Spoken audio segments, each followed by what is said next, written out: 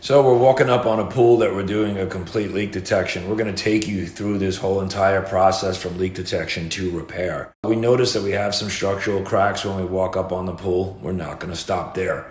We're going to check skimmers. We're going to listen to everything. We're going to listen around lights, and we're going to listen around everything that protrudes, include dropping and dragging over main drains. When we come up on this leak, we're actually hearing the sound of the leak. Listen to it. You hear that water, again, the pressure of the water pushing out through the crack. We're locating it. So we confirm that leak, that crack is pulling. We're going to static test the lines. It's a method that we teach in our online courses, but it's an easy method. And we determined that we didn't have any plumbing leaks, so now we're going to drain this pool down. We're going to dry it out. We're going to map it and mist it. That's going to show us where all the cracks are.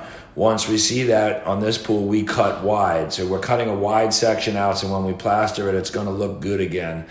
And this is where the actual crack is. If you'll notice, there were previous repairs. You could see it was epoxy injected, which is a bad way to fix cracks. Now we're going to set our staples. Again, get everything nice and clean. We're going to tap them in, and then we're going to torque them down. So now we know that we have a nice compression on that crack.